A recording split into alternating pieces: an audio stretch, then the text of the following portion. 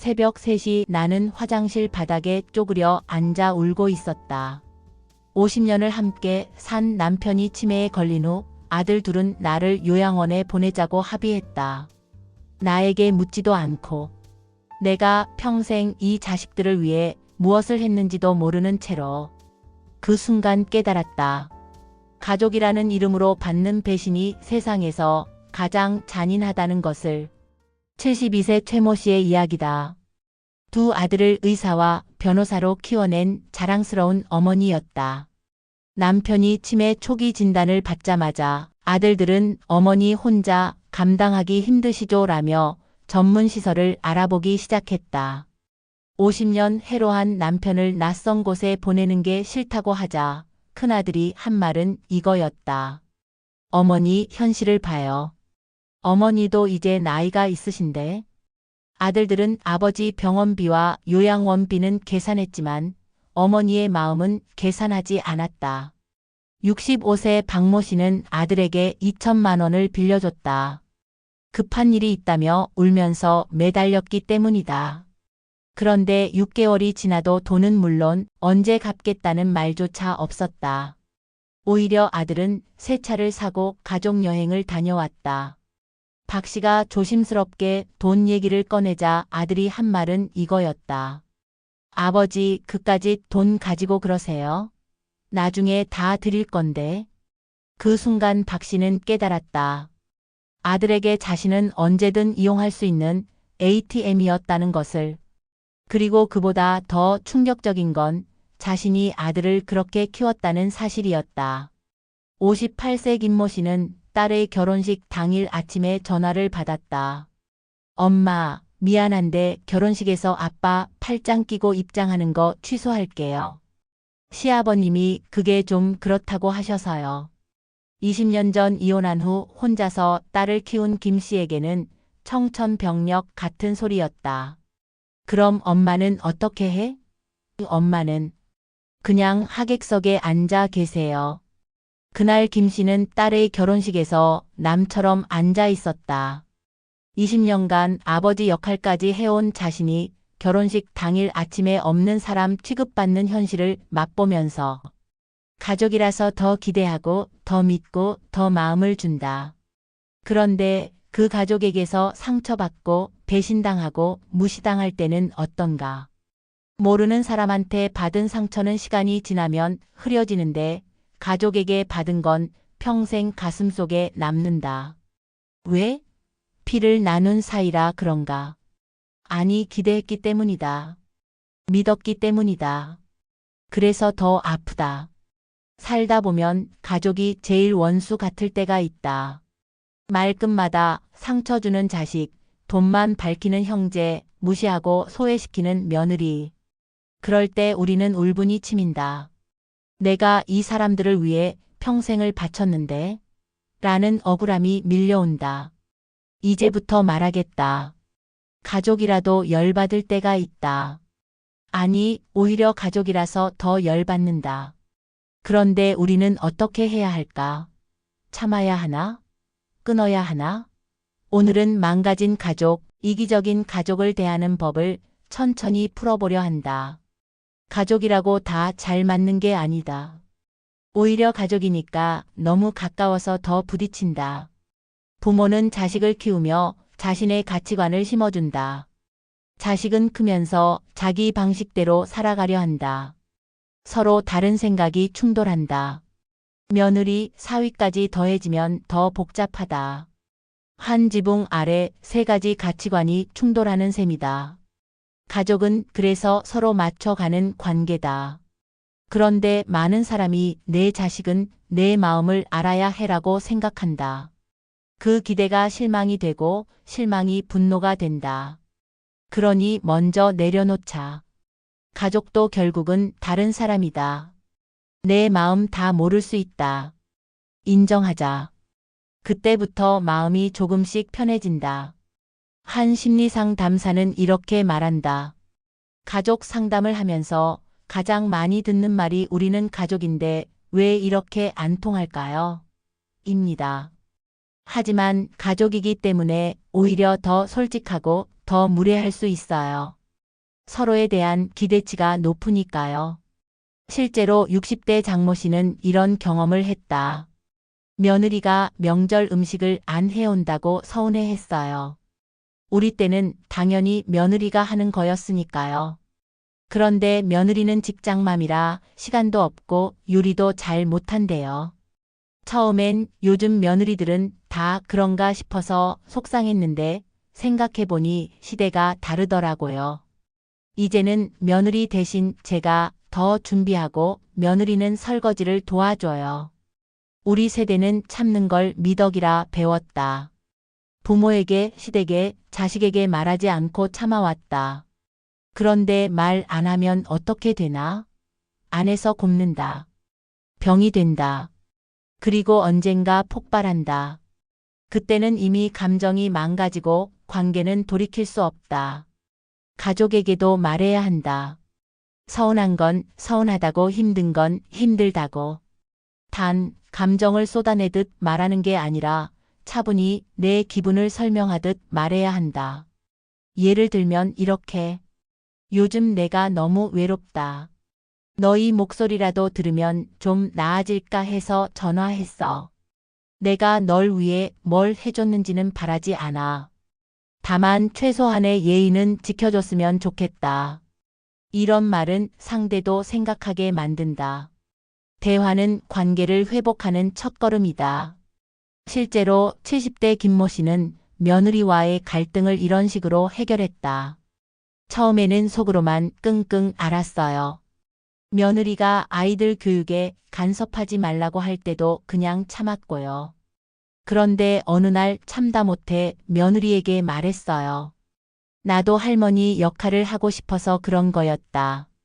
간섭이 아니라 사랑이었는데 그게 부담이었다면 미안하다고요. 그랬더니 며느리가 오히려 미안하다고 하더라고요. 하지만 말할 때도 방법이 있다. 너는 왜 맨날 그 모양이니? 라고 공격하면 상대방은 방어적이 된다. 대신 내가 이런 기분이야 라고 자신의 감정을 표현하는 것이 좋다. 이를 심리학에서는 아이 메시지라고 한다. 3. 거리를 두는 것도 사랑이다. 가족이라도 너무 가까우면 상처가 된다. 자식에게, 형제에게, 며느리에게 너무 많은 걸 기대하면 실망만 커진다. 그럴 땐 거리 두는 게 답이다. 자주 보지 말고, 자주 연락하지 말고 마음을 덜 쏟아라. 대신 나 자신에게 집중하자. 내가 좋아하는 것, 내가 즐거운 것에 시간을 쓰자. 취미도 좋고 동네 친구와의 커피 한 잔도 좋다. 자식에게 올인하지 말자. 그들은 이미 자기 가정이 있다. 형제에게 기대하지 말자. 그들도 결국은 자기 이익을 먼저 챙긴다. 그걸 원망하지 말고 그냥 현실로 받아들이자. 거리를 두면 서운함보다 편안함이 커진다. 68세 이모 씨의 변화 과정이다. 아들 가족과 같이 살면서 매일 스트레스였어요. 며느리 눈치 보고 손자 간섭하지 말라고 핀잔 듣고. 그래서 혼자 살기로 했어요. 처음엔 외로웠는데 지금은 훨씬 편해요. 아들 가족도 가끔 놀러와서 더 반갑고요. 가족이니까 참아야지, 가족이니까 도와야지, 가족이니까 이해해야지. 이런 말들이 얼마나 많은 사람들을 괴롭히는지 아는가? 가족이라는 이름으로 무리한 요구를 하고 일방적인 희생을 강요하고 개인의 경계를 무시하는 경우가 너무 많다. 특히 우리 문화에서는 효도와 가족애라는 이름으로 이런 일들이 정당화되기도 한다. 하지만 진짜 사랑은 강요되지 않는다. 진짜 가족애는 서로의 경계를 존중하는 것에서 시작된다. 가족이니까라는 말로 누군가를 올가매려 할 때 그건 사랑이 아니라 이기심이다. 한 가족 상담 전문가는 이렇게 말한다. 가족 치료를 하다 보면 가족이니까라는 말이 얼마나 많은 상처를 만드는지 알 수 있어요. 이 말은 상대방의 감정과 의견을 무시하는 마법의 주문처럼 사용되거든요. 실제 사례를 보자. 40대 박모 씨는 매달 형에게 생활비를 보내고 있다. 형이 사업에 실패한 후 5년째다. 형이니까 도와줘야지라는 부모님 말씀 때문이다. 하지만 박 씨 자신도 아이들 교육비로 빠듯한 상황. 아내와 갈등도 생겼다.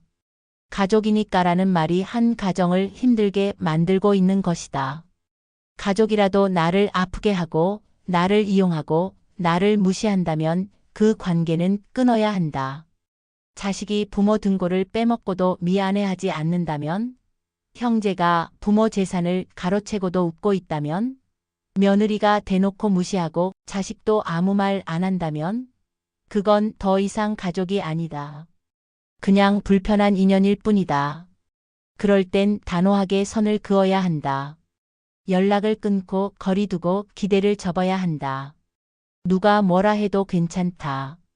왜냐면 그 관계가 계속되면 내가 병든다. 내 인생이 망가진다. 가족이니까 무조건 참고 가야 한다는 말은 옛말이다.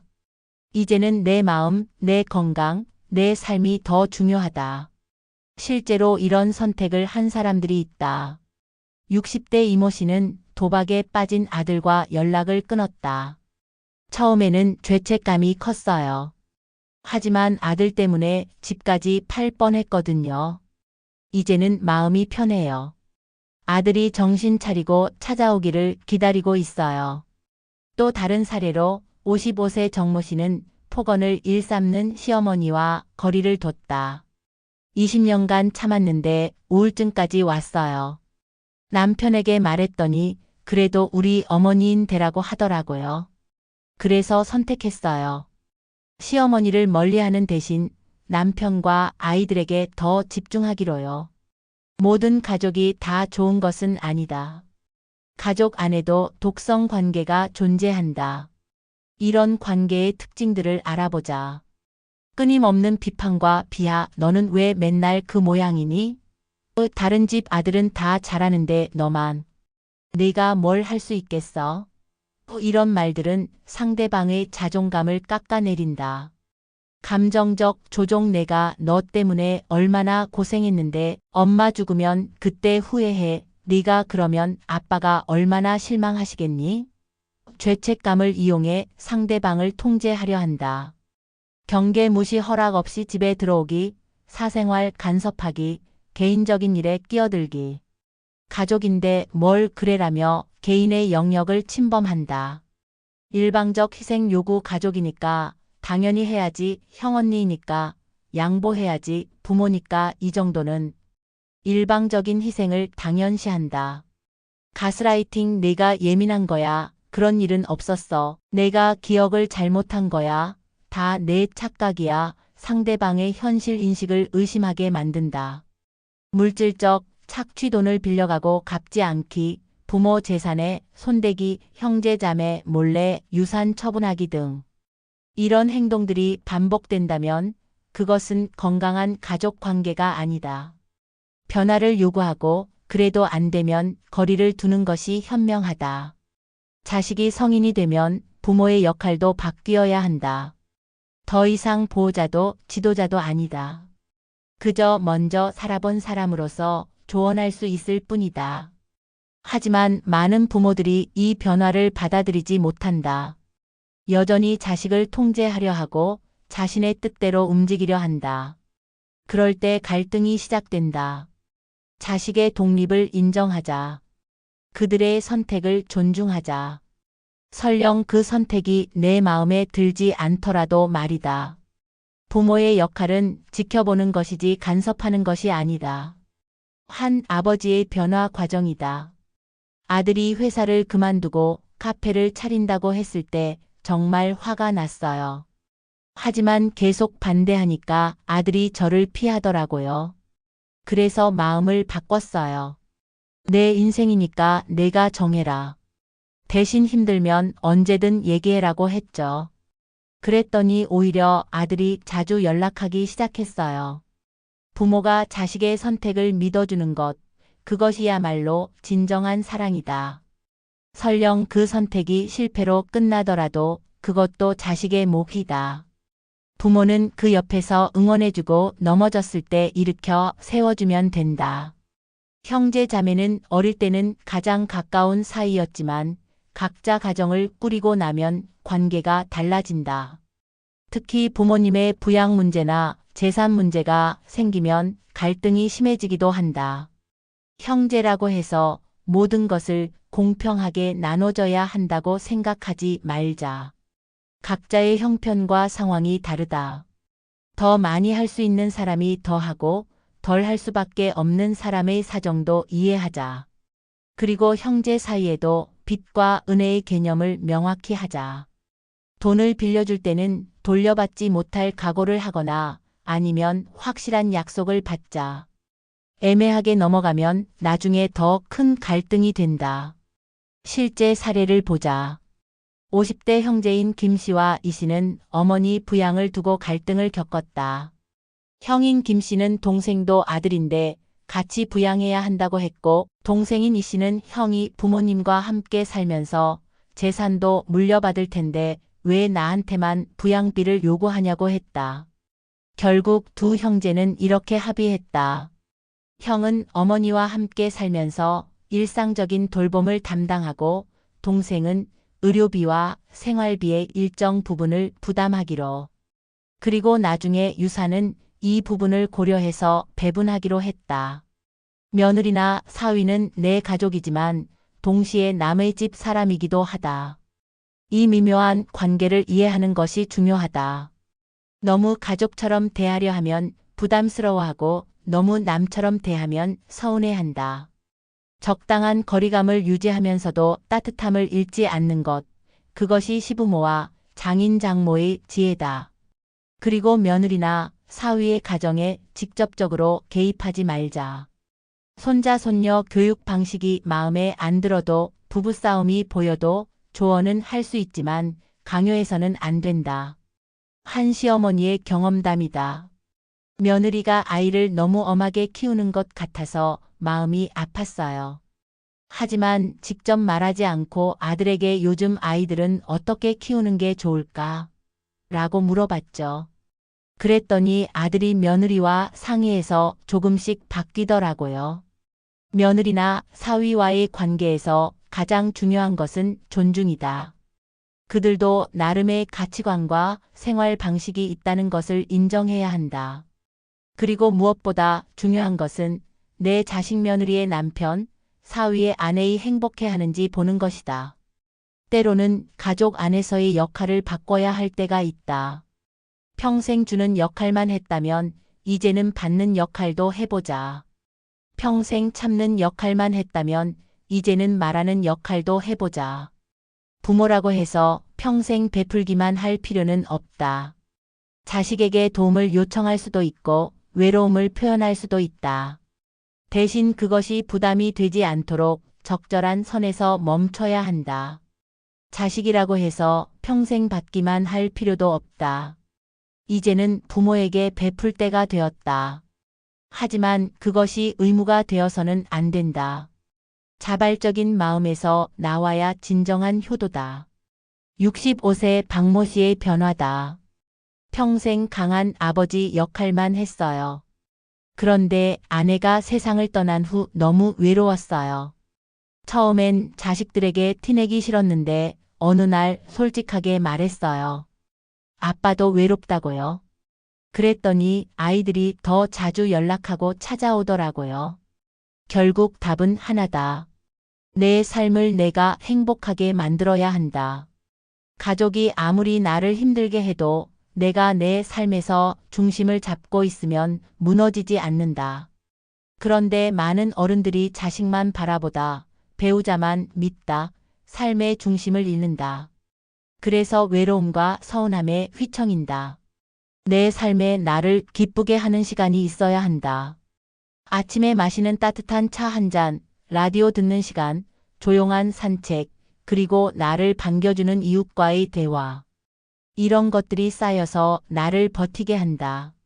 가족은 이따금 들러주는 바람이면 좋다. 내 인생은 내가 주인이다. 62세 최모 씨의 이야기다.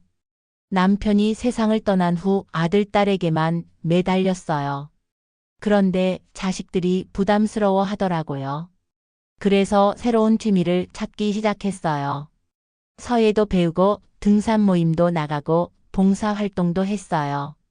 그랬더니 자식들이 오히려 엄마 요즘 밝아지셨네라며 좋아하더라고요. 가족에게 상처받았을 때 주변에서는 흔히 이런 말을 한다. 그래도 가족인데 용서해야지. 피는 물보다 진하다잖아. 용서는 할 수 있다. 하지만 잊을 필요는 없다. 그리고 같은 실수를 반복하게 놔둘 필요도 없다. 용서와 관계 회복은 다른 문제다. 상처를 준 가족 구성원이 진정으로 반성하고 변화하려는 모습을 보일 때까지는 거리를 두는 것이 현명하다. 무조건적인 용서는 때로는 독이 될 수 있다. 한 어머니의 이야기다. 아들이 결혼 후 5년간 연락도 없이 지내다가 돈이 궁할 때만 찾아왔어요. 그때마다 가족이니까 하며 도와줬죠. 그런데 아들은 전혀 달라지지 않더라고요. 그래서 마지막에는 단호하게 말했어요. 이제는 안 된다. 내가 진짜 반성하고 달라지는 모습을 보여줄 때까지는 도와주지 않겠다고요. 그제야 아들이 달라지기 시작했어요. 어릴 때부터 가족에게 받은 상처는 평생 따라다닌다. 부모의 편애, 형제 간의 경쟁, 폭언이나 무시 등은 성인이 되어서도 자존감과 인간관계에 영향을 미친다. 하지만 이런 트라우마에 갇혀 살 필요는 없다. 중요한 것은 그 상처를 인정하고 나름대로 치유해 나가는 것이다. 첫째, 상처를 부정하지 말자. 그래도 부모인데, 형제인데 하며 상처를 축소하거나 부정하면 치유되지 않는다. 아픈 건 아픈 거다. 둘째, 그 상처가 나를 정의하게 하지 말자. 상처받은 과거는 있지만 그것이 현재의 나까지 망가뜨릴 필요는 없다. 셋째, 필요하다면 전문가의 도움을 받자. 심리 상담이나 치료를 받는 것이 부끄러운 일이 아니다. 실제로 45세 정모 씨는 어릴 때부터 받은 아버지의 폭언 때문에 대인기피증에 시달렸다. 아버지는 돌아가셨지만 그 목소리가 계속 머릿속에 맴돌았어요. 너는 아무것도 못해, 쓸모없는 놈 이런 말들이요. 상담을 받으면서 그 목소리를 내 목소리로 바꿔 나갔어요. 시간은 걸렸지만 지금은 많이 나아졌어요. 모든 가족이 좋은 것은 아니다. 세상에는 정말 나쁜 가족들도 있다. 자식을 학대하는 부모, 돈을 갈취하는 형제, 폭력을 휘두르는 남편. 이런 가족을 만난 사람들은 어떻게 살아야 할까?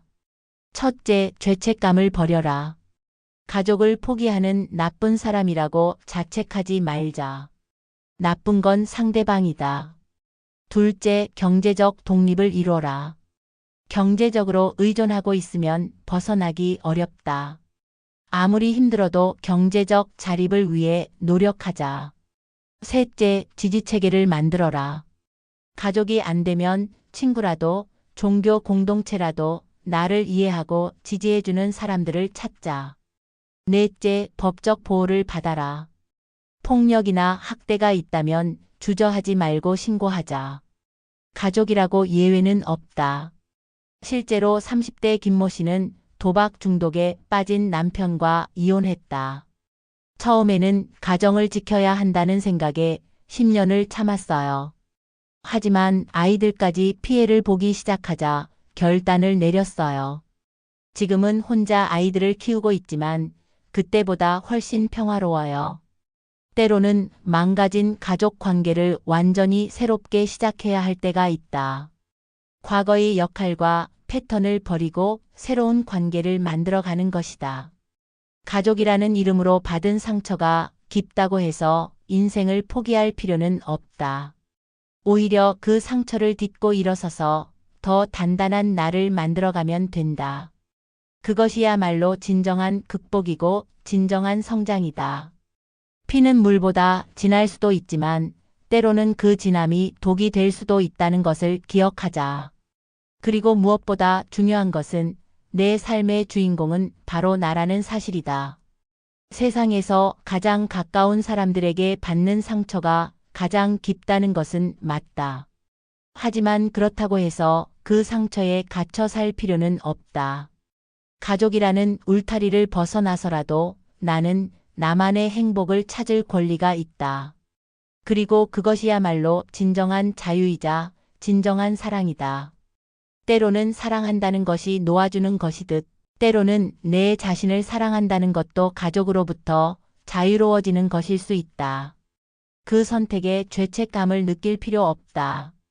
누구보다 소중한 사람은 바로 나 자신이니까.